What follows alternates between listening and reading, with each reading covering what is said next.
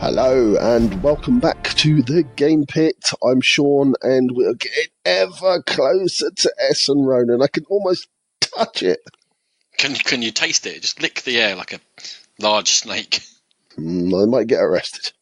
It's happened. Right. This is the third of our Essen preview shows. We like to call them treasure hunts. We're going to look at 12 upcoming games without having played them. Just from seeing what's out there, we're going to try and guess whether they are treasure or a trap. As we always say, don't take these too seriously, no matter how excited we get with our opinions. It's just a guess, and we will give you coverage after the show of most of these games to let you know how they actually played. It's a bit of fun for you to join in at home. Absolutely, Ronan. Yeah, we do tend to get a little bit absolute sometimes, even though we've never played the games. But yeah, please take just everything. An opinion. That's what we're here for, uninformed opinions. Okay. Let's crack on, Sean. There's 12 games waiting to be abused. Absolutely. And as always, we are very proud members of the Dice Tower Network. Go there and to the Dice Tower itself for gaming goodness galore. If you wish to download our episodes, we are on iTunes, Podbean, and Stitcher. And we also have a video channel on YouTube.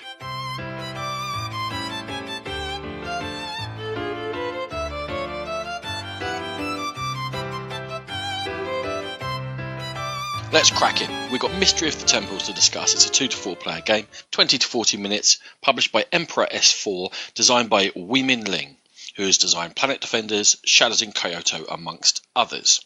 Each player is going to be a curse breaker, and they're going to be travelling through wilderness and temples in order to collect crystals. They're collecting these crystals to match the colours of curses which are in the temples. It's going to score them points.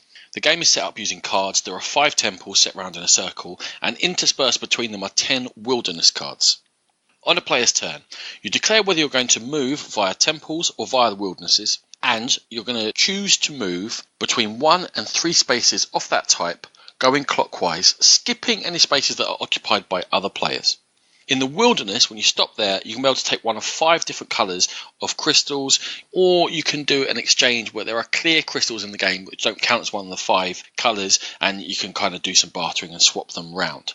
Whenever you take crystals, they go onto a grid in front of you into a particular pattern, because you're going to have to use them within that pattern when you wish to exchange them. Well, how are you going to exchange them? When you stop at temples, you can either take one crystal of a particular colour, or you can attempt to break the curse. Now, breaking curses requires between 2 and 5 crystals. They're of specific colours, and they must come off that grid you've got in front of you in an order, in a line, and as per grids, the spaces are joined by certain lines together. When you break the curse, you place a cube of your colour in there. There's also going to be a small deck of what are called rune cards available. All locations have got a rune symbol on them, and when you stop at them, if you have a rune card that matches the rune symbol on that location, it's going to be able to trigger a special power for you. Once all the curses have been broken, that's going to be game over. You're going to score VP for the curses you've broken, bonus VP for, it's set up at the beginning of the game, 3 of the 5 temples are going to give you bonus VP for having gone there, and for having different sets of runes collected from the various places you can do that. Sean, they've made a nice presentation in my eyes and made a pretty table full of what is, in fact, an abstract game. What you do get on the table is really beautiful artwork and a real stylish design, Ronan. But yeah, you're absolutely right. What it is, essentially, to my eyes, is an efficiency puzzle with some screwage going on. Yeah, and it's quite simple and clean as well. When I look at the game, I'm looking at it thinking, this is the sort of system that you sometimes get at the heart of bigger Euros, and they start throwing on lots of extra stuff on there, and they haven't done that with this game. Yeah, I think that system could be done to it. They've kept it clean, they've kept it simple, and then you look at the game length, around half an hour, that's what you're aiming at, Sean. They don't seem to have muddied the waters too much. Yeah, not at all. Everything you're trying to do here, it seems to be very easy within itself, but there's lots of little bits to do and lots of steps that you have to take to get to things. And you throw in that screwage because you can block each other out of places, then it becomes a lot more interesting than the simple premise that you start off with. I will say one thing. I can't see this playing massively well with 2, Ronan, because of that screwage. Yeah, it's going to be wide open. You have 15 places available. And even with 4, it's all about, I think, looking at what crystals each other have and go, oh, you're lined up for that curse. I'm going to get in there. Even if I can only do a lower level one, like hand in 2 red crystals and score a few points, at least I'm delaying you scoring the higher number.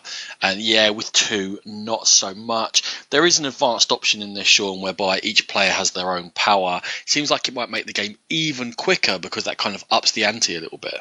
Just before we sum up on this one and give our traps or treasures, Ronan, the version I saw and the pictures I saw, the score track seems to be in the box lid. Is that what you saw? Yeah, efficiency and components. Yeah, but if that box isn't right beside you, you ain't seeing the score. Sean, you're about 7'8". I think you're going to see it from wherever you are. Think about the little people. They're not going to be able to see into it. Yeah, I mean, I can't say that makes too much difference to me, mate, on a board, in the box lid, whatever you fancy. It brings you back to the days of the rules inside box lids, doesn't it? Yeah, good old days. Okay, for me, Mystery of the Temples, as I said, beautiful looking game. I can't see it outstaying its welcome. I think it would be a welcome addition to most people's collection, so I'm going to say treasure. I am also going to go little treasure here. Nothing too deep, nothing that's going to dominate the buzz coming out of Essen, but a game that looks solid, looks enjoyable, looks like there's enough interaction there to keep me going. So yeah, Mystery of the Temples for me, also a treasure. Lovely. We're off on the right foot. Okay, I'm going to talk about a game called Fantasy Defense from Mandu Games and Sweet Lemon Publishing, designed by Yoshiyuki Arai and Evan Song. 1 to 2 players, and the 2-player game version is a cooperative game. So, players are defending their city against an invading army of orcs and other creatures. That's pretty much the backstory on this one. On the table, you've got a set of gate tiles in a row, and you have 2 defender decks, a human and an elf, especially for Ronan. Ronan does love to be an elf. You've also got invader decks and a city morale tracker. Once you start with your starting hands, you're going to do the following things. You're going to invade, you're going to draw and assign invaders to these gates. You are going to deploy your defenders to these gates, and then you're going to resolve this conflict, and defenders win if they match their defense points to the attack amount on the invader cards. You're also then going to reinforce by drawing more defenders into your hands. So the invader cards have an attack value and a damage value. The defenders have a base defense value and a special power on some of them. Defenders can move once they're already deployed. And every turn, one of your defenders that has defended a gate must be discarded. This game is going to end if all the invaders have been defeated or if the city morale hits 0. As I said, there's a co-op mode, and in this, players may give one defender to the other player, and you can also swap spells around between the players. Fantasy Defense, Ronan. So, all right, let's start where you left off there. Can be played solo, can be played 2-player. Do you think there's much to be gained for 2-player mode in this?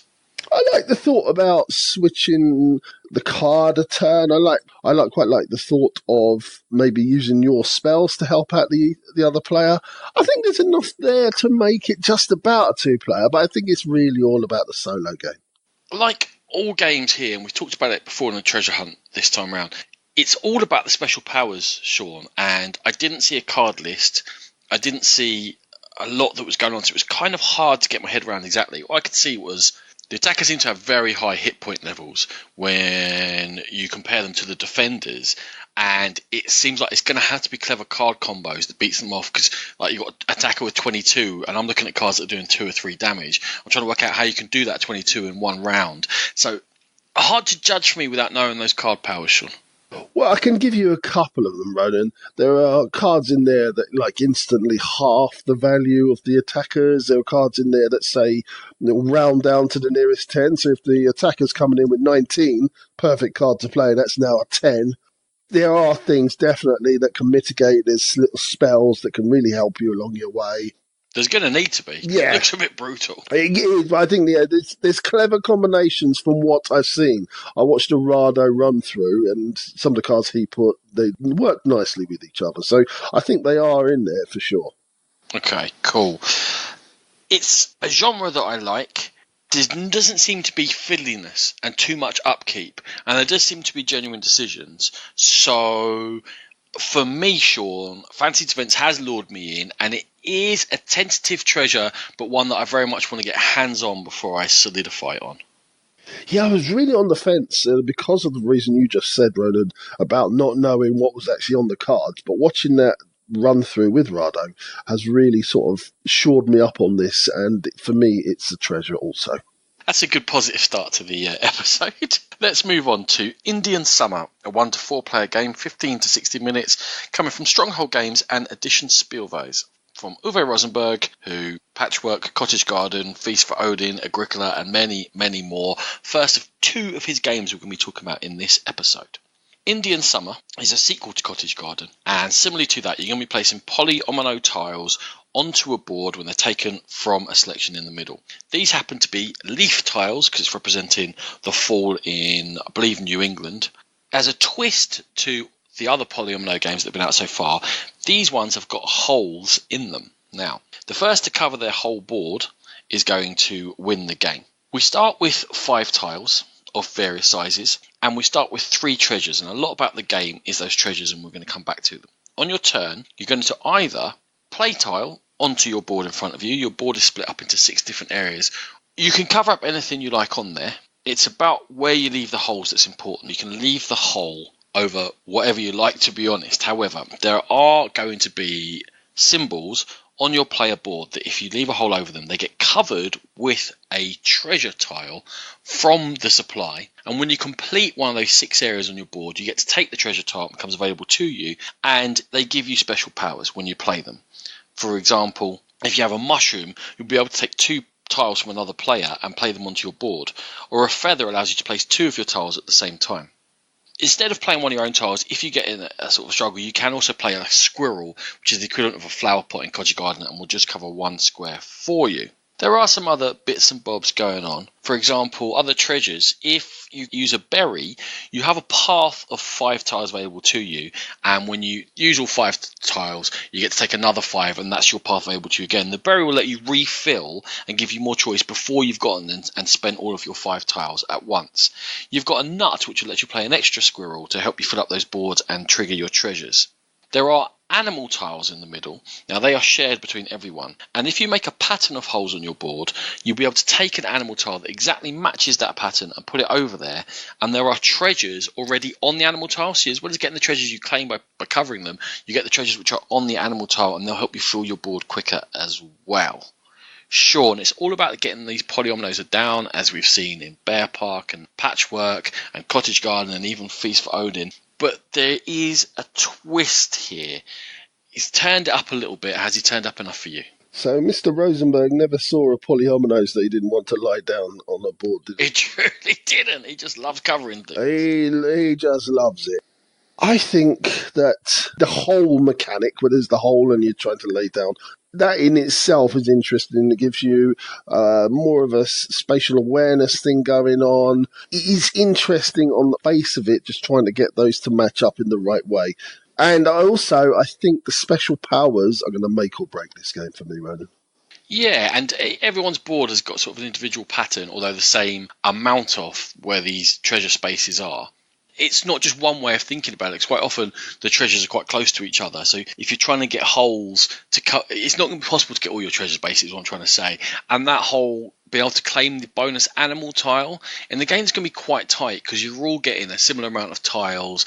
You've all got the same size ones. It's how you trigger that extra stuff that's really going to show who's going to win the game. Yeah, Ronan, so what do you think about the look of the game? Lots of people are declaring it absolutely stunning. So I went in there kind of expecting to see a really beautiful game, and it's okay. Kind of reminds me of one of my son's projects at school at the moment, because the leaves are falling, they're making things with leaves. I wasn't blown away.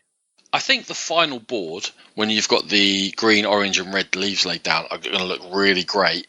The other things, like the player board stuff, the treasure tiles, I'm not that fussed by them, to be honest with you. So I think maybe at the end it's going to look great. Before that, I can definitely give or take the whole overall look. For me to decide whether this is a treasure or trap, I kind of looked at the 3 games that Ronan mentioned before. I actually looked at 2, but he reminded me of Barron Park, so I'm going to add that one in as well. Is it going to be a Cottage Garden beater? Probably. I really didn't like Cottage Garden. But the other 2, Barron Park and Patchwork. Am I really going to want to play this over them? Yes, the special powers are interesting, but not quite interesting enough for me. So it's a very, very slight trap. Oh, just enough in there for me. Definitely looks better than Cottage Garden. Slightly more going on than Barron Park, although that's not necessarily a good thing because I like the simple elegance of Barron Park and the theme obviously bears. So I have tottered over to the other side of that line, Sean, and I have gone Treasure. And actually, the big thing that I thought was an improvement over Cottage Garden is it's not those tiny boards where you're completely limited. At least you've got your whole board available to you, and you've got choices to make rather than being very limited in. So that's why it pushes it away from Cottage Garden into Treasure territory, and that's Indian Summer. Right, so my next game is Pioneers from Queen Games, designed by Emmanuel Ornella, and it's a 2 to 4 player game.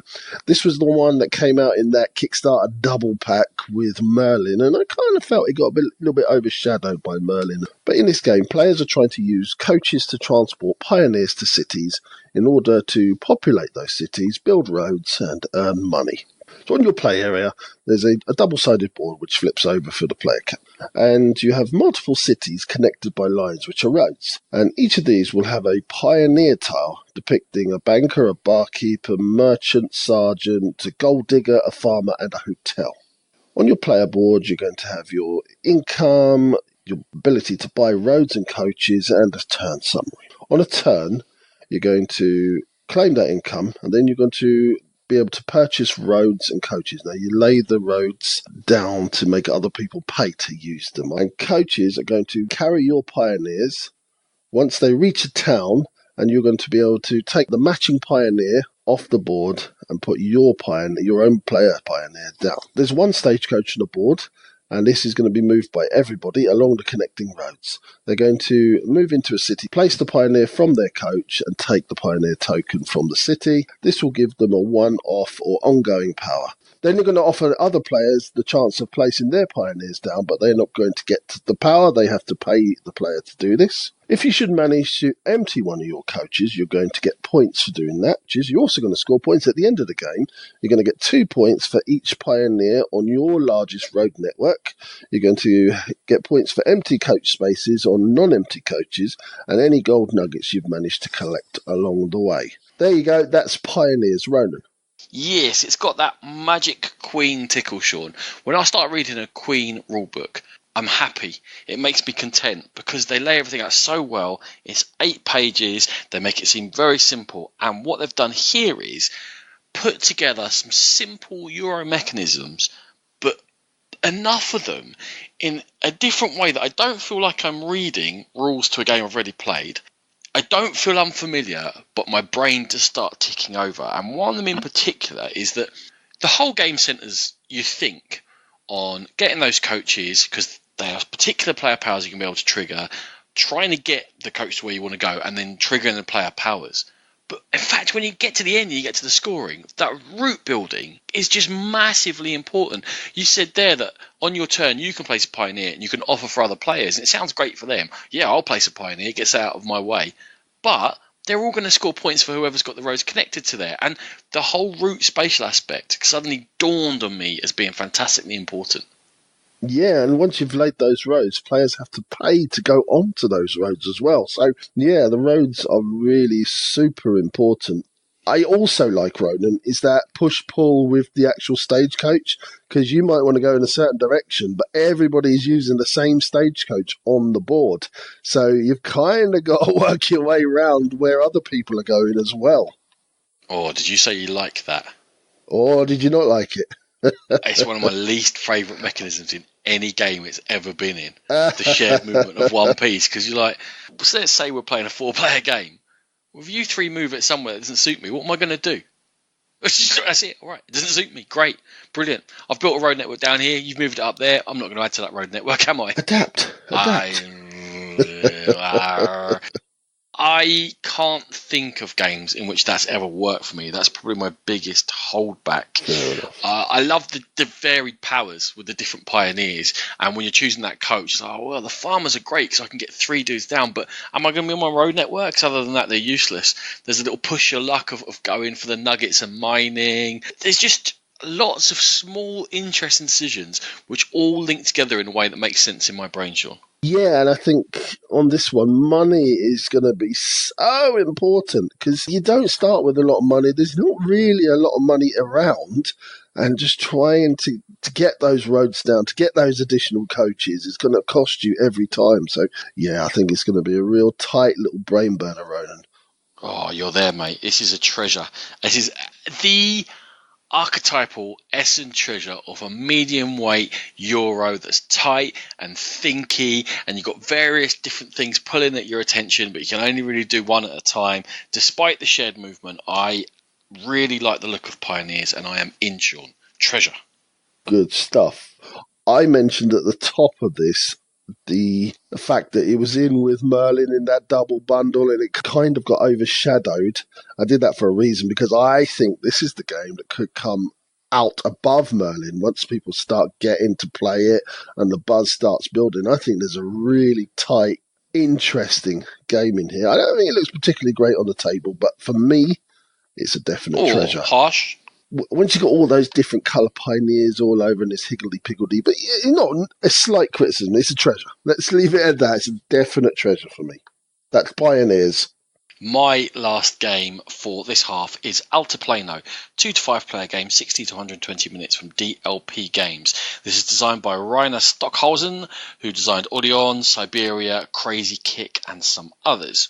Players are going to be cultivating in the high plateau of South America, but what they're mechanically going to be doing is bag building along the line of Orleans, but in this case it's not people going in your bag, it's discs that represent different goods.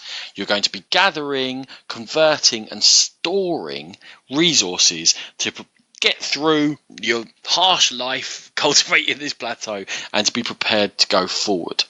The majority of the action is going to take place on 7 different locations, which are laid out around the table. Each player has got, in effect, 1 worker, and they have got 1 cart which will allow them to move that worker for free on a turn to one of the 7 locations, and they're going to be able to start taking actions from there, which will all be powered by their discs. There is the ability to get more carts in the game to give you more freedom of movement.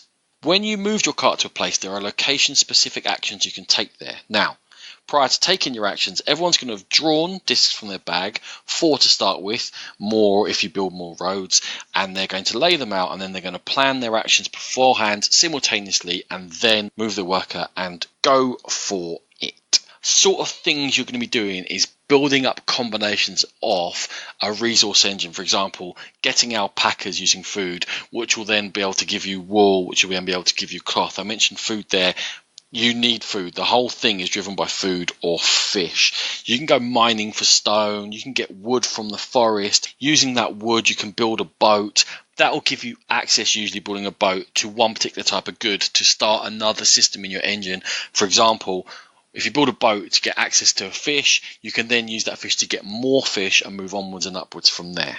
You can also build houses as part of the game. Resources that you have at the end are going to score you points. Most of them, some of them were 0, but every house you build boosts a particular resource by 1 victory point each at the end of the game. Then you've got a warehouse. You're going to be able to put goods into your warehouse, and you need to get points for filling up rows. Each row can only have 1 particular type, or for filling the whole lot up and having lots of different types in there.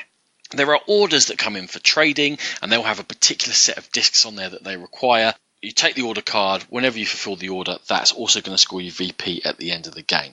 You can build roads to get extra actions, as I said, to use more than 4 discs on a turn. Each player has got a special power as well, which you get at the beginning of the game, which gives them access to an action just for them. And you can get more of those by spending money that you've got from fulfilling orders and doing various things and using your boats. And that will allow you to buy what are called expansions, which again are action spaces which will only be available to you. They may be similar to actions already on the board. They can be special conversion ones. They can give you special powers. There's lots of different ones in the game. They will come out from a deck, and 5 will be available for each turn. Whenever you spend these discs, they don't actually spend them, they just go back into a container and then they're going to come back available to you. So the way the discs rotate through is they're in your bag, you pull them out, you plan with them, you use them for actions, they go into your container. When your bag's empty, you take them out of the container and throw them back in again. That whole bag building thing. Those 7 locations I was talking about, they are filled with cards and resources. If they get depleted, it will trigger the end of the game. The end of the game will also trigger if action cards run out or if those extension cards are depleted. Just as a reminder, what you're going to score at the end, you're going to score VPs for your boats, for the orders you fulfilled, the houses, they're going to boost the resources you kept, and the warehouse, the stuff you've been able to store in there. Sean Orleans is a game that's got a lot of love, including from me. This is the follow-up. There is some excitement amongst heavier Euro gamers. What were your first footings climbing up to the plateau of Altiplano? We're going to have to address the alpaca in the room. I want to hug it and stroke it. I actually am beginning to love that box. I'm about to say, is this the worst or the best box art ever? Both. I think, because I do like an alpaca, I'm actually leaning towards it's the best. I tell you what, it stands out of the crowd. It's doing kind of what Lorenzo Il Magnifico did last year. It was so ugly. Oh, it stands out better than that. Lorenzo was grumpy European man in a pattern. I mean, it was ugly, and people were like, "Oh, what's that ugly box?" And they come and had a look at it because it was very ugly. I don't think this one's specifically ugly. The alpaca's quite cute, but it's definitely a box that is designed for people to go, "What the heck?" So yeah, but what's a box cover for? What's the function of a box cover? It's to get attraction, right? Yeah. If you say to people, the alpaca game, they all know what you're talking about. It could be a piece of, it might be reversed, but a piece of genius, Sean. Everyone's heard of Altiplano, possibly because of that box. Absolutely. So anyway, Orleans, bag building, and especially in this game, bag thinning as well, which is quite interesting. Again, same as Orleans. What are your general thoughts on the genre and Mr. Stockhausen's previous game? Well, I'm a big fan of Orleans. It would have been in my top 50 if I'd got more plays of it, for sure. Really enjoy that. And that bag building system, I think it's worked really well in the past for me, and I've really enjoyed it. In this game itself, there's absolutely tons going on, though, isn't there, Ronan? Well, it can seem overwhelming. I think that the first plays are going to be like that. You can go, wow, there's so much going on. But in my head, it seemed like you're going to need to specialise down particular routes, and you're going to decide, right, I'm a forester, I'm getting loads of wood, that'll allow me to build houses and go onwards from there, and that you'll find your own path. And although it does seem like there's a lot going on, from afar, I thought it sounded like it might be quite quick, Sean, because everyone draws their discs, everyone plans simultaneously, then you just go around going one action, one action, one action, one action, one action. Most actions require multiple discs, so when you're starting with 4, yeah, you can get more. People might only be doing 2 or 3 actions per turn, so I can see this clipping along and downtime being not so much of an issue. So I was thinking it was going to go quite long. I was just thinking, because you've got so many avenues, there's going to be a bit of AP in terms of like, where do I concentrate? What do I do next? You're going to have to constantly react to the discs that you pull out, and it might elongate, not in a bad way, in a thinking, oh, I've got choices here. So I don't see it being a quick game. I'm going to throw it back at you though. Mm-hmm. Most actions require specific discs. It's not like there's loads of things you can do with an alpaca. You can basically get wool from it, or you can eat it. Sorry, folks, you can eat the alpaca. Don't eat the alpaca. So when you draw the alpaca, you're going to go, all right, do I eat it or do I get wool out of it? And I think it's much more, what you need to consider is, what discs am I taking? How am I building that bag? Because when you take them out, I'm not convinced there's that much to do. Okay, like wood and stone maybe, but certainly as you advance along, I'm disagreeing with you. Oh, cool. Well, the proof will be in the eating of the pudding, as you say, Ronan. You love saying it. You definitely say that more often than I do. I just like to throw it back at you because you were very specific. I used to say proof will be in the pudding. You've never thrown pudding at anyone. You wouldn't waste pudding. One other thing that was exciting me, Sean, is that with those expansions and you're getting your own starting individual role, I like that you can build your own tableau of actions and you can direct where you're going. You know, that's something that I love in the game. Yeah, absolutely. You can certainly have lots of different routes to victory, and I think, yeah, you're absolutely right. I think you have control over those routes. I don't think you're necessarily just going to find yourself towards the end of the game, oh, I just happened to be on this one. I think you are definitely going to have to drive towards something, and I like that. I like that a lot. So I'm going to sum up. I like pudding. I like pudding. So I'm going to sum up. Right. So the hardest part of this game for me was engaging with the theme. And I kind of thought about it, and I really like alpacas. My son's got a little toy alpaca called Alan, so we're going to give that a pass. So I am definitely interested in this. I trust the designer. I trust the publisher. So for me, it's an absolute treasure. Treasure, treasure, treasure, treasure, treasure, treasure, treasure, treasure, treasure, treasure, treasure. Treasure. Move on. What was it? Treasure. Oh, okay. That's a treasure for Altiplano. Right, we're going to finish off this half of the episode with Ticket to Mars from GDM Games, designed by Eugeni Costano, 2 to 5 players. The backstory for this one is Earth is about to be destroyed, and only part of the population can be transported off Earth. Players are mega corporations. They're basically trying to get their people off Earth. Players are going to get 5 action cards and a random objective card at the beginning of the game. There is a central board with a score track, an ignition countdown track, and various rockets to take the people off Earth. And you're going to place crew tokens into these. On a turn, you're going to play one of the 4 types of action cards that you have, and these are to place the crew on the rocket, to take crew off the rocket, to move crew between rockets, and to move the countdown marker backwards 1 space, and get all of your own cards back into your hand. If the countdown marker ever gets to 0, that's the end of the round. At the end of the game, you look to see if you have reached the objective, and the objectives are people in certain rockets, in certain orders, that kind of thing, and you're going to play a number of rounds, and the highest points win. Ronan, was this a rule book, or a just general idea about what a game like this should be? Should be. Could be. Could be. Might be. It's in a quantum state of we're not sure exactly what it Yeah, I said a number of rounds there because we don't actually know how many rounds are in a game. We don't know how a round finishes. We don't know exactly how you score points. Yeah, not really sure how the countdown track works and when it goes down or up. Who are crew? Is it you've got your own colour crew? Are there other colour crews? There's ability. You have to get pairs in, but is it just as an example of pairs? But what is pairs of what? Pairs of colour? Pairs of what? I don't.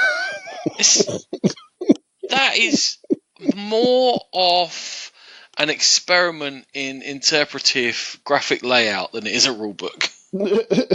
It's, as you said, we were talking about this off the show, and it's more like a leaflet about the game. It's not a rules book. I think I called it a pamphlet. A pamphlet, oh, fair enough. A flyer. Yeah, this is a little fella that has got no videos out in English or German. It's got an absolute mess of a rule book posted online. I can't see them getting overwhelmed at the booth first thing Thursday morning, mate. It's not a good example of how to sell a game at Essen, is it? It certainly isn't. I've read the entire rulebook in its 4-page entirety, and I have the barest idea how to play. This is, I think, really is only on here for anyone who's listening. If you ever think about selling a game at Essen, go have a look at their Board Game Geek page, and that will tell you how not to do things. Because this is going to get overlooked. It's not getting overlooked by us, Sean. We're going to try and play it. Firstly, because I want to be able to email the designer and say, what are the answers to all these questions? Or the publisher, what are the answers to all these questions? Now, why did I have to ask you all these questions, mate? Just at least to say, look, if you're going to have a rule book, at least put the rules in there. You give me flashbacks to Island Dice. I'm going straight in. It's a trap, mate. We just need more information. But I'm going to play it, just out of stubbornness. Yeah, I think you kind of have to just play these types of things just to see what the heck is going on. I quite like the art. I don't think there's a lot to the game. But yeah, not having the rules in a rule book is a massive faux pas. So yeah, absolute trap for me. And we will see you in the second half of the show in a few moments.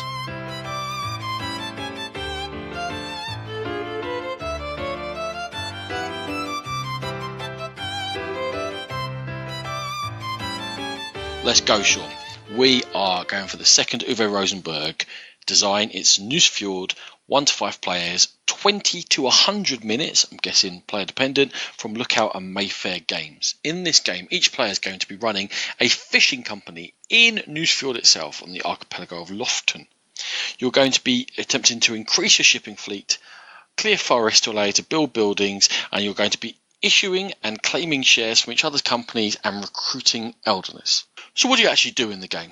Well, first of all, you're going to have a size of fishing fleet, which you'd have built up during the game. Starts off with just 3, and you're going to catch as many fish as the size of your fleet allows. Then you don't just get those fish, you have to distribute around the place. First thing you have to do is feed any elders that you've recruited during the game. These elders are going to allow you access to special actions as you play, but they cost fish. Then, other players are going to be able to claim these shares in your company, as I said. You must give other players with any shares in your company fish from your catch. Then if you have any shares in your own company, and you will do, you start with a couple, you get to keep some of your fish, and the rest goes into reserve, sitting, pending, awaiting your collection. During a round after that, you're going to place 3 workers, and there are various places you can put them, mostly on the main board. That's going to, for example, allow you to claim those fish from your reserve. It's going to allow you to use fish to feed a banquet. There are plates available that you put fish on, and that's going to give you gold back into yourself. You also have got on your board, as well as places for your ships and to put your elders, you've got places for buildings, but some of them are covered with forests. You can clear forests, and that's going to give you wood resource. You can also plant forests. There's a couple of reasons you might want to do that, for access to more wood, but also because empty spaces on your board are going to cost you points at the end of the game. You can also offer or buy shares. Now, you might want to offer shares because when you offer a share, you can be able to claim some gold. Also, any shares you haven't offered during the game will all cost you VP. If you wish to buy shares, whichever shares are on offer, you're going to spend money and take them all, and then that will give you fish income every time the person who owns that company goes out fishing. Other things you can do, well, you can build ships.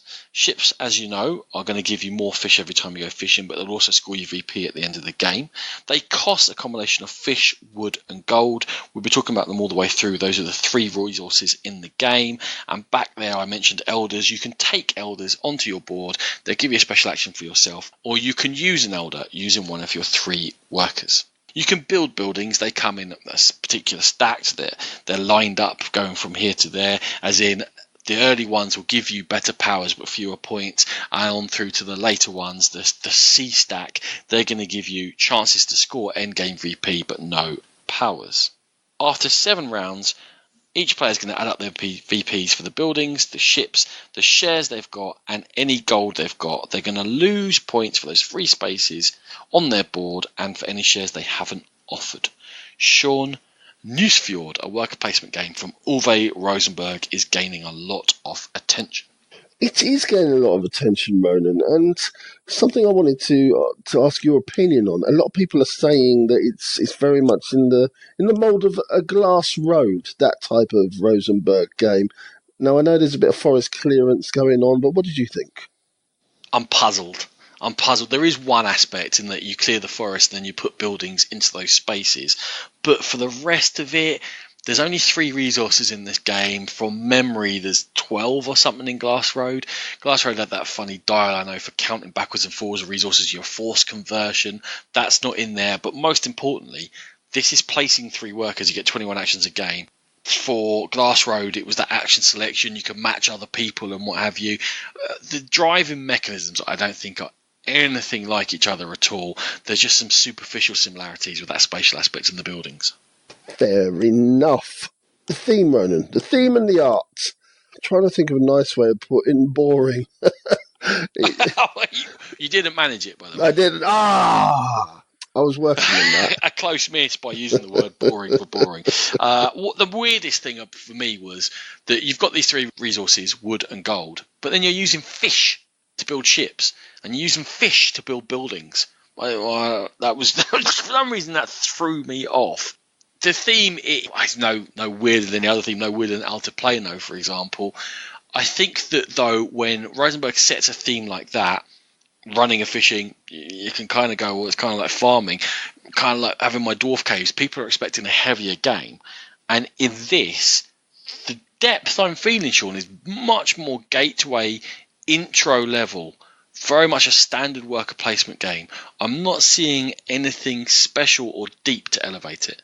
Now, the only thing I can really point at and say that that's actually quite interesting is the shares option. It's not a new thing by any stretch, but the shares in other people's companies, and that you're going to get something when they go out fishing, etc. That's quite interesting. It kind of gives you a little bit of a balance. Yeah. I mean, it's nice when you get the fish. It's what you do with the fish then. I'm like, okay, cool. There's a lot of noises coming out of me. Maybe we should just sum up. Okay, for me, when Rosenberg hits, he hits home hard, and this one, it's a bit of a miss. The theme doesn't grab me, the art doesn't draw me in. It's not looking like a deep enough game for me, or an interesting enough game, so I'm going to say it's a trap. I was super excited up until the point when yesterday they posted the rule book, and I read it, and there's just can't see anything in there mechanically to grab me and say, come and play this game, which is forcing me, and I'm disappointed. I think it's a trap. I'm going to try and get a play in, but it's gone from definitely buying to going to have to wait and see. But News Forward is a trap, I'm afraid, Sean. Lead us on. Okay, I'm going to go with 12 Heroes. This is a two-player game coming from Product Arts LLC and Catch Up Games, designed by Takashi Sakaue and Masato Osugi. In this game, players are feudal lords, and they are forming a party of 12 heroes to acquire land and territory. So on the table, you have 3 regions worth up to 2 to 4 victory points. And these are placed in the middle, and players will select their 12 heroes or 12 cards from 18 available. So you're going to build your own deck to start with. You'll start with 5 in hand, and then you're going to play unit cards, and these have a military strength, and they're going to be deployed to that player's side of a location. During a control phase, the strength from both sides will be measured, with the highest allowing that player to place a control marker. Place enough markers and you will get that card. If you acquire 7 victory points in this way, you're going to win the game. Right, that sounds very simple, but it's not that easy. Food is a major issue in this game. You're going to need food to muster your troops, put them into your play area, deploy them onto the regions, and retain those deployed units. Units have a food cost to muster them. They're going to take a certain amount of food to the region, and this is what's going to be used to keep your cards in that region. Units also have a special power and can be moved from region to region. So an asymmetrical sort of battle game, Ronan. That's 12 heroes. Yeah, certainly not an underutilized niche within the market, shall we say. So let's kick off. Really nice artwork, Sean. The box looks epic. The actual cards themselves have got fantastic artwork. That would have drawn me in just by itself. Cards look absolutely beautiful. And there's a goat. Come on. There is a goat. Any game that you can deploy a goat to a battle has to be a winner. Tom Brady's in it. What are you talking about? Okay, there is a goat. Mechanically, though, when you move on from there, to me, I mean, it's very standard that you're waging over battlefields, you're putting down cards.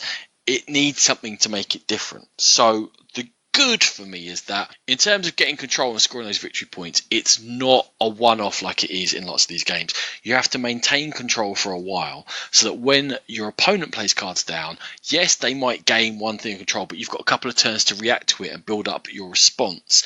That is nice, I think. Sometimes these can feel too brutal when someone's able to play a clever combo straight out their hand and that's it, you've lost that area. Yeah, absolutely, Ron. The fact that you have to keep that pressure on, keep building it up, and that's where food comes in. So you're not only using the food to deploy your units, to muster your units, but to keep them in the battle. I think food is crucial to making this game stand out from the others of this type.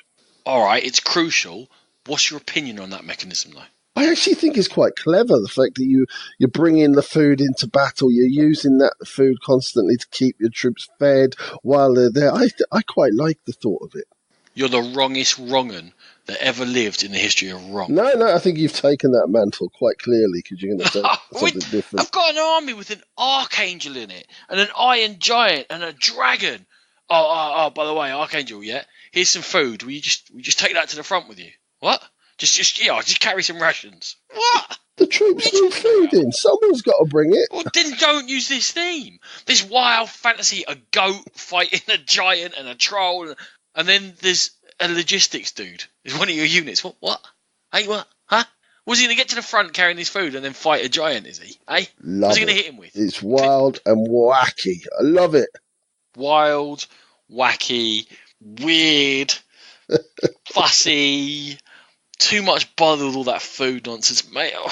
Maybe because I'm getting weary of rules, but the whole food thing, for the weight of game, for what was going on, just put me off entirely and made 12 hours a trap, Sean. I didn't. Yeah. Oh, mate, I went the other way. The food thing turned me onto it. I thought, that's interesting. That's a really clever way of having to maintain your troop at the battlefield and not just losing one randomly. I think the text on the cards are going to make or break the game, but I'm going to take a gamble on this one and make it a cheeky little treasure. That's 12 heroes. Yeah. Get out of You here. can imagine. Okay. Liberatores. 3 to 6 players, 40 to 60 minutes for Moa Ideas. Designed by Jan Yegeroff, who designed Swords and Bagpipes and Gentleman's Deal. There's a plot to overthrow Julius Caesar. The Republicans are working hard to remove the despot and restore the Senate. In this game, you're going to have teams of Republicans who are going to cooperate together to remove Julius Caesar from power. There's going to be competitors who are going to look like they're working to restore the power of the Senate, but actually are looking to replace Caesar with themselves as dictator.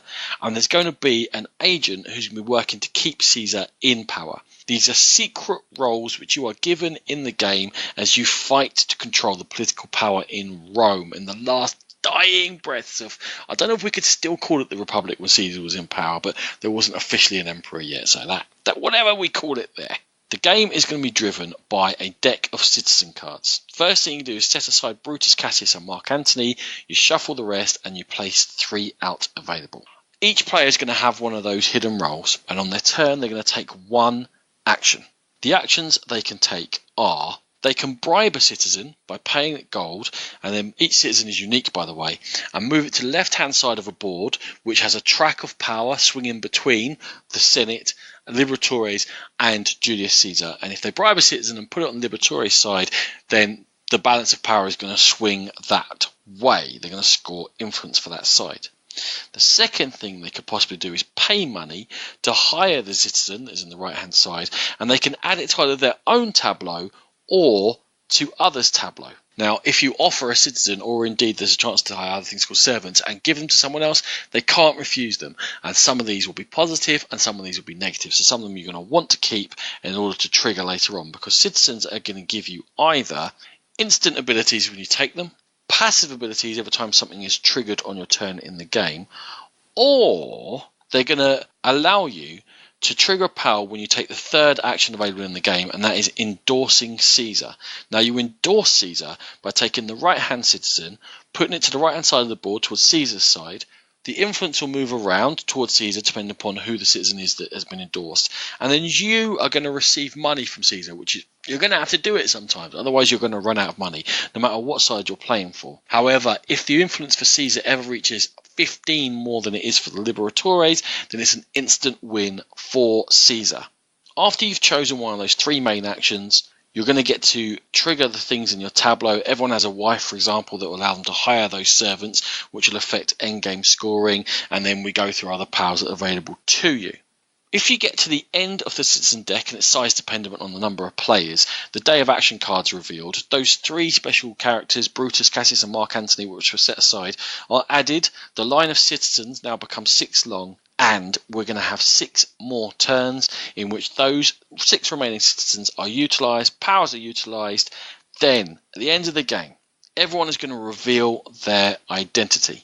There will be some endgame powers triggered by servants and citizens.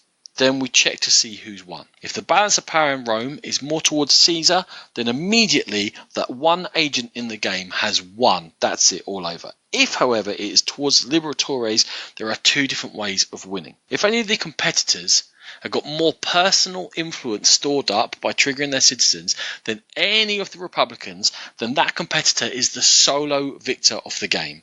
If, however, any Republican is the person left, not that agent, has got the most personal influence, all the Republicans win as a team. It is a game of political intrigue, of influencing citizens, of having to compromise your actions, Sean, and sometimes having to hide what you're doing. Everyone's going to have to go to Caesar sometimes. He holds all the power. You're going to have to balance that. They will not be revealing who you are. What were your thoughts on Liberatores?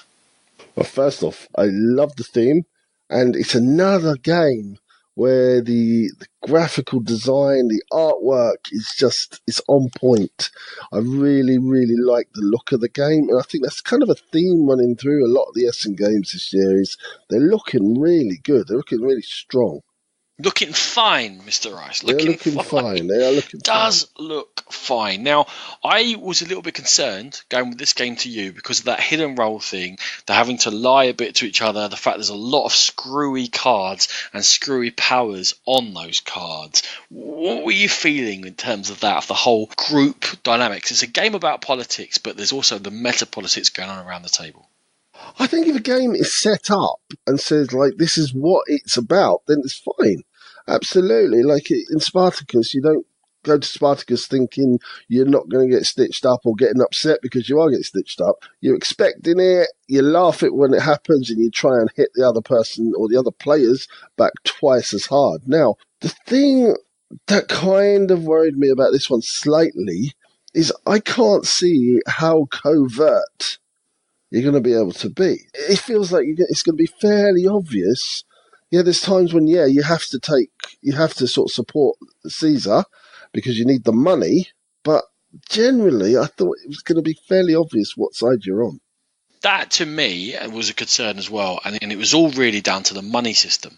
If you're out of money, then you have to go to Caesar. That's the only way of getting it, and you have to give him. And it's the timing of that. And if you're playing with more than 3 players, now 3 players can work, but you need a dummy player. So really it's a 4 to 6 player game, which is brave in itself in the market. So applause for that. Not everything needs to be a 2-player game. All right, anyway.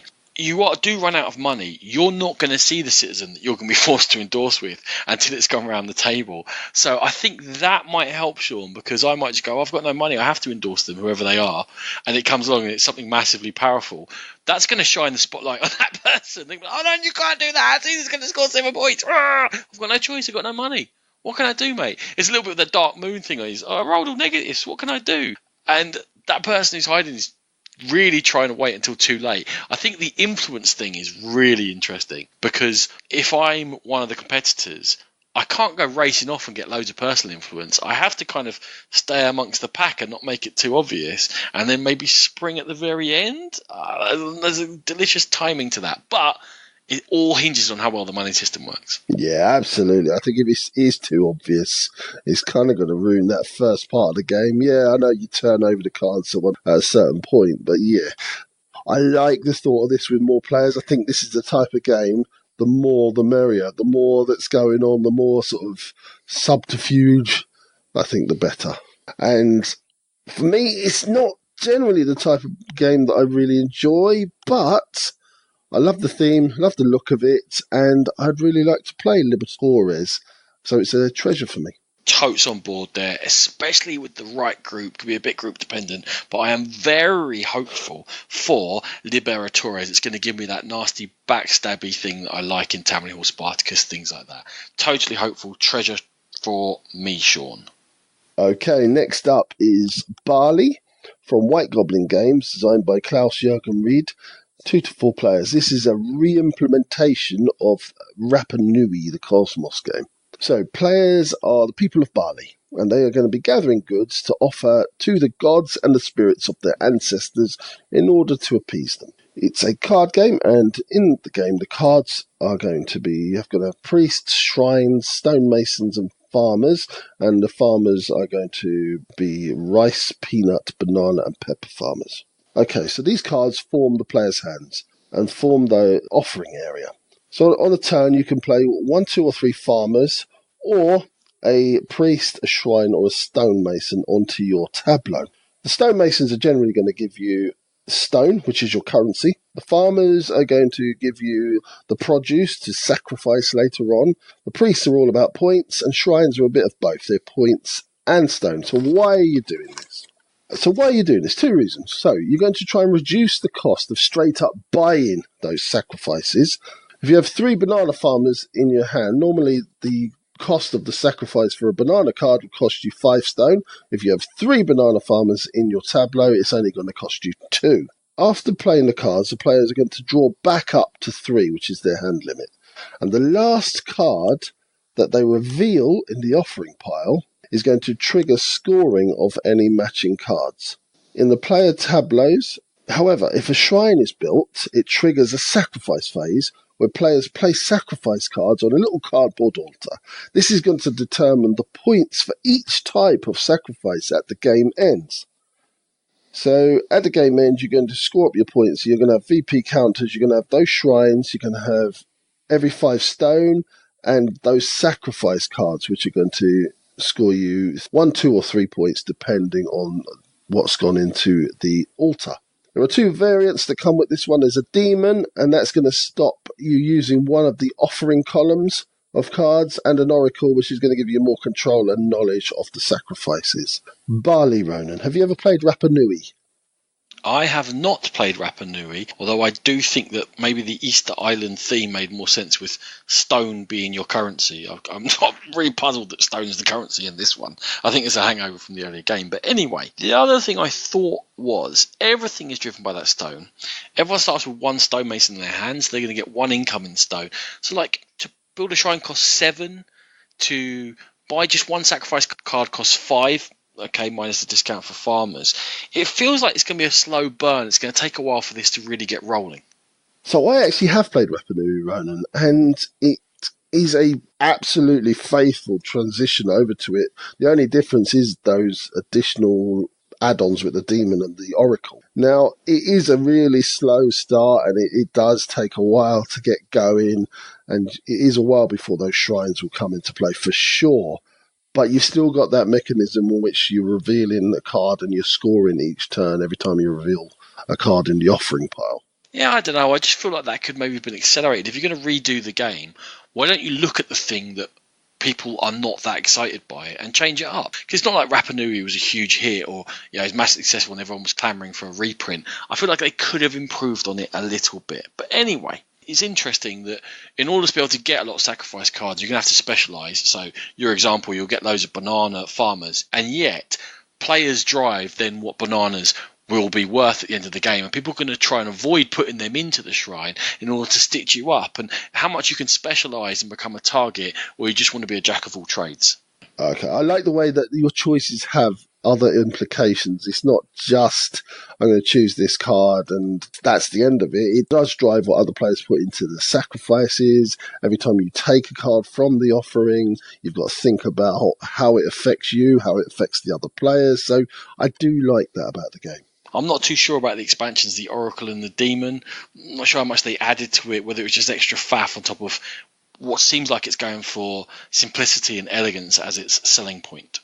I would say 100% faff. Don't see the reason behind them. Just to sell this game, maybe? Just to say they've done something different? I don't know. It's hard to judge. You haven't played Rapa Nui, you'll know which way to lean in on this. Just throw me out there, make me go first. I have gone for a treasure,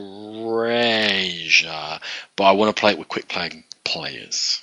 Yeah, for me, I actually preferred the artwork in Rapa Nui, and I don't understand why they haven't really changed things in this one. So the game in itself is a treasure, but what they've done with it, it makes it a trap, because they haven't done anything. What? Huh? I think I would rather go out and buy Rapa Nui for the better artwork, is pretty much why. So mechanically the game's a treasure, but because there's another version with better artwork, you made it a trap. Yeah. I'm just going to leave that pregnant pause there. Okay, we'll let the listeners be. I'm upset with the publisher for not doing more with it. That's why it's a trap. I can understand that I feel like they could have tweaked it, but if the game's good, the game's good. What do you want to do? It's a protest trap. Yeah, my last game for this episode is The Palace of Mad King Ludwig. 2 to 4 player game, 75 minutes from Bezier Games, designed by Ted Alspach, the designer of Castles of Mad King Ludwig, Suburbia, and Colony. Now, in this particular version of this sort of system, players are going to build one palace using tiles with a moat gradually growing around the edge. You're going to be attempting to claim swans, and you're going to be scoring for completing rooms within the palace, for completing favours, and also for the swans you have collected. There is a row of 6 rooms available to you. These rooms will come off 5 stacks, which will become relevant later. On your turn, one of the things you can be able to do is choose a room from that lineup of them and place it in the palace. There's going to be 2 which are free. You might have to place ones to have more of a choice from that lineup. You need to connect to a current room that is in play, and also connections have colours. If you match the colour of the swan on your connection of the room to any other rooms it's connected to, you can be able to claim swans off that colour, and so will the person who placed the previous rooms that match. In order to see who placed the room, everyone's going to put a marker on a room to say this is mine, so that as we go on you'll realise why you need to mark whose is whose. By placing a room, if you've completed all of the entrances for any room in the palace, there's going to be a room bonus awarded. The marker for the player is going to flip over, and also you can be able to place the moat. Now, the moat gets placed around the outside of the palace. It's one of the ways that can trigger the end of the game. It's just square tiles that limit the space you're able to build in. There are 8 types of room you can place, including stairs and halls.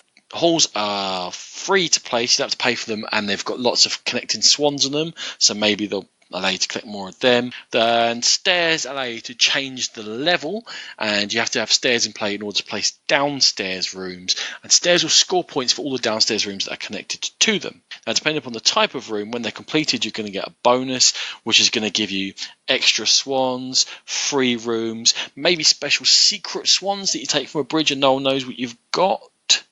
I said that you place moat tiles out whenever a room's completed. As the stacks that we mentioned earlier get depleted, the number of moat tiles that are placed is going to accelerate, and the moat is going to get quicker and quicker in filling up. And there you go, that's one way you can finish the game. Other actions you can take, however, because that wasn't everything you can do, you can pay 3 swans to either take a room tile or a favour tile and place them onto your own blueprints board. Now, if you place a room on there, you place it in one of the 6 spaces around the edge, and that's going to give you a special power, such as discounts to purchase in tiles, or it's going to give you extra swans, or it's going to give you points at the end of the game. The same spaces you can put rooms in, you can put in favours in, and you're choosing each time which ones to put in. And favours, you choose 1 from 3, and they give you certain conditions which you need to fulfil in order to score points. So most red swans, most completed living rooms, wherever it may be. There are also 4 of these favours which are public, where everyone's going to be vying for. That will be familiar to you if you've played Castles or Suburbia before. The other ways in which the game can finish is if the rooms or the swans ever run out. You're going to score for completing 5 of any one type of room during the game. Also, if you've completed 1, 2 or 3 of every room, that's going to give you bonus points, especially the 3. There's a lot of bonus points for doing 3 off each. You're going to score points for sets of different colour swans. We're going to check to see who's completed favours. As I said, stairs are going to score for all linked downstairs rooms to them. Sean, it is very much a variants on the theme. They've taken Castles of Mad King Ludwig. If you played that game before, everyone, you'll be quite familiar with a lot of the aspects in here, and they've turned it into a palace. Is it a glittering gin palace for you? Because that's my favourite type of palace. Is it now? It certainly isn't, Ronan. I did not like the look of this game at all when I saw it. It doesn't feel like a palace at all. It's just all these heavily outlined, coloured squares everywhere. I know they're themed on rooms, but no, it didn't seem to me looks-wise at all. Yeah. Ted Alspach was on Conversations with Heavy Cardboard recently, and he was saying that he's not really into making his games look pretty. They're just there to look functional, and they almost do it deliberately. And I was kind of chuckling at the screams you'd have emitted at that statement being said to you. Yeah, but I think whereas Suburbia, yeah, I didn't get the looks immediately. Eventually it did sort of come around to it. But this one, I've seen games close to the end and I'm still thinking that really doesn't give me the feel of a palace, or it just looks like a bunch of squares on a table. It's a little bit messy as well. It's not as clean, the design of Suburbia. There's a No, lot going on absolutely. there. And that kind of runs into the gameplay as well. There's a lot of elements in there. And I can't help feeling that some of the elements might be a step too far. Like the blueprints board, where you're choosing the rooms or the favours to do different things. And you're having to keep track of every room that you lay down. And you're scoring points for sets and you're scoring points for doing lots. There's extra bits. All the different colours of swans. Yeah, I feel like the swans could have just been one colour and that would have been fine. It wouldn't have been a problem. You use them to buy extra rooms, and the amount you have at the end scores you a certain number of points. That's okay. Having 5 different colours feels like a fiddling a step too far, possibly. Absolutely, and I think, in my mind, that's going to feed into sort of the end of game scoring when you're trying to go back and see what's scored. It's going to be a sea of colour, and it's going to be really hard to pick things out, I think. I'm not sure. So, Ronan, how did you feel about the all building that thing together rather than building your own castle or your own city as in Suburbia? How did you feel about everybody joining together to build that thing? Well, this is definitely a complaint that came that before Castles Mag and Liver came out, people were expected to be able to build a big castle, and when they got there, you were only sticking down 10 or 11 rooms, whatever it was, and it didn't feel like you'd really built a castle. It felt like you built someone's back shed. So I think it's great, actually, that Bezier Games have heard that and addressed it and say, okay, cool, let's give people that ability to build the big epic castle they thought they were getting the first time round. And that, for me, is a very positive step, Sean. Yeah, and obviously being able to interact with people a lot more than just that bidding mechanism. So you're able to block each other off, and it can be quite nasty. Now, is it going to be nasty just for the sake of it? Because why not? I've got nothing better to do. Or are you going to be able to make that choice? I'm not that convinced on the nastiness. No? No, I'm not feeling it that much. You can stop people's rooms from finishing and sort of make sure that they can't score points. But I suppose, yeah, not major. I don't think it's hugely interactive. One thing I did like a change away from Castle Mac and Ludwig is I never liked that set in the price. I never enjoyed that at all. And this has gone back more to the Suburbia system where there's a lineup and they shuffle along, and the ones that have been in the game longest become the cheapest. I'm much happier about that move as well. Yeah, I think the setting the price certainly didn't resonate with a lot of people. I was okay with it, but for me, I'm going to sum up on this one, Ronan. It had me excited building that sort of thing together and thinking that there might be some sort of more interaction involved here. But the looks of the game and the mechanisms don't really sing to me. So for me, it's a trap for the Palace of Mad King Ludwig. Well, I will say that I read the rulebook once and I was really put off, and I was like, oh no, I'm not interested. Too much going on, all these different elements, different powers of rooms and colour swans, too fussy. Then I had to read it again because you have to get a decent understanding of the rules to be able to, even our rubbish summaries, we have some understanding of the rules. And on second reading and then third reading, I started to grow on me, Sean. And I started to realise that those elements that I didn't like in Castles of Mag and Ludwig, a lot of them had gone. And he brought in stuff that I do like, including that system from Carcassonne the City where you wall off the Carcassonne tiles. He's definitely nicked that and used it for the moat. And that works brilliantly in Carcassonne. And there's a real sense of pace to the game. So I think that the rulebook is not very well structured. It's quite fussily laid out. It's hard to pass. I think that the tiles are quite busy and it's doing a lot to put people off. But if you dig deeper, lots here that I like. And I am going treasure for Palace of Mad King Ludwig. Okay, last up for this episode, Ronan, is Foyville. Comes from Hook, designed by Udo Pays, and 2 to 4 players. So in Foyville, we are the citizens of that very place, Foyville. And I'm going to squeeze in a few more Foyville. I'd just like to say, every time you say Foyville, it makes me think of a New York accent. I don't know why. Foyville. I'll do you a favour. Yeah, that. Whatever, Carry yeah, on. anyway. And as the citizens of Foyville, we are building up our town. Now, Dragomir, the dragon, has other plans. And if we wake up Dragomir, he's going to come and burn down our town, unless we can protect it. Now, in the game, you have a central board, and this central board has city tiles, which you're going to use to build up your own personal cities. You're going to have royal decrees, or which are ways of scoring those personal cities, and you're going to have characters that are going to grant a power activated by a D6 result, very much in the Kingsburg style. So players have a board that holds building tiles, royal decrees, and fairy magic. And on a turn, they're going to roll 2 dice, and they're going to place these on the characters of the same result. And they're going to take either a city tile from that column, a decree, or use the power of that citizen. The powers are things like you can gamble with the dice, you can steal from other players, you can gain city tiles, repair tiles. So why city tiles? Well, you're going to build up your own city. You're going to have base, a tower, and the sky. And you're going to score these cities, as I said, with decrees. The decrees are going to score for set collection, stacks in a certain way, and how big the city is. However, if you were to roll doubles, and we know what a double is now thanks to this rule book, you're going to have a dragon attack. Now, what happens then is the dragon's going to attack, and if you have clouds equal to or more than the columns in your city, no damage is done, because the rain clouds are enough that they're going to put out Dragomir's fire. If it's the other way round, you're going to lose columns until such time where the clouds are equal to or more than your columns.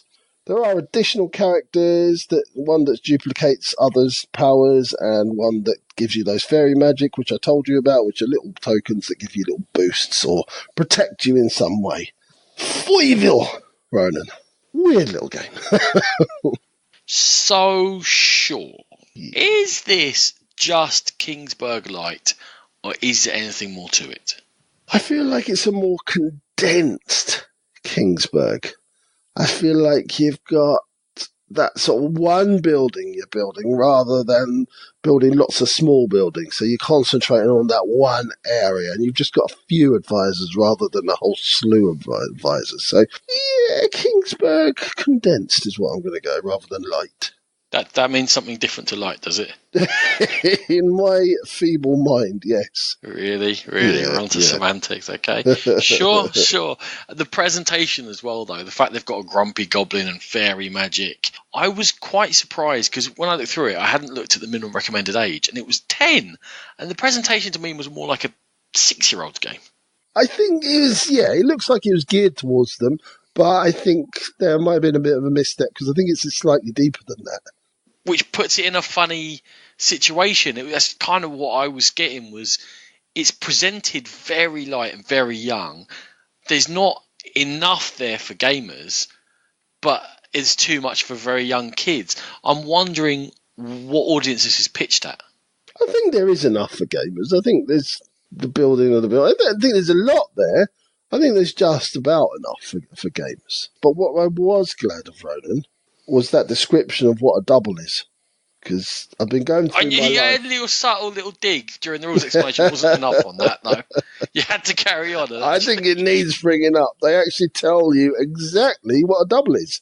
A double is a 1 and 1, a 2 and a 2, a 3 and a 3. Okay, I've read that. I don't need you to read it out to me again. Again, the whole way it's written is just for non-gamers. The fact that there's 3 different levels, wall, tower, and sky. In the sky, the only choice you're making is between 2 different types of tiles. That's griffins, which can score with those royal decrees and get you some points, or clouds that will protect you from the dragon. It's such a basic system. I felt it was like an entrance level and a gateway game-ish. I do see what you're saying, and I'm not going to disagree, other than to say I think it appeals to slightly more than just complete non-gamers. So, Sean, this for me is a complete patchwork that doesn't work together. So, Foyville is a trap for me. And I've defended it as to a certain degree. I see more in it than you do, obviously, but I don't think there's enough for me personally, so it is a trap. And that's Foyville.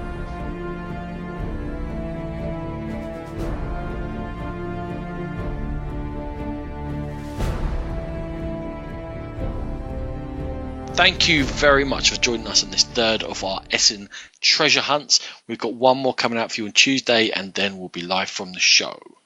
Absolutely, Ronan. We are getting really, really close to Essen. As I said before, it's within touching distance.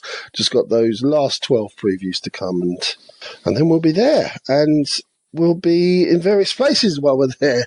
If you see us knocking around the halls wearing our Game Pit t-shirt, please come up and say hello to us.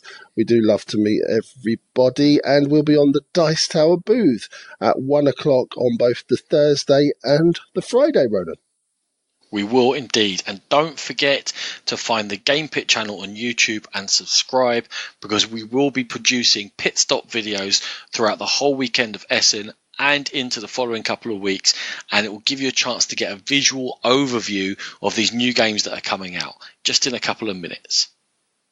Absolutely, yes. Ronan's been doing some excellent work in showcasing some of those new games for us, and long may that continue. And as always, we are proud members of the Dice Tower Network. Go there and to the Dice Tower itself for gaming goodness galore. If you wish to contact us, we are on email at thegamepitpodcast@gmail.com. And we're also on the Board Game Geek Guild. Go there and talk to us about whatever you wish. We're on social media. We're on Facebook. We have an Instagram page. And we're on Twitter at Game Pit Podcast. If you wish to download the episodes, we're on Stitcher, Podbean, and iTunes. And as Ron has just mentioned, we do have a YouTube channel, so please pop along there and subscribe. Thank you very much for listening, and we'll see you very soon. Music by E. Aaron.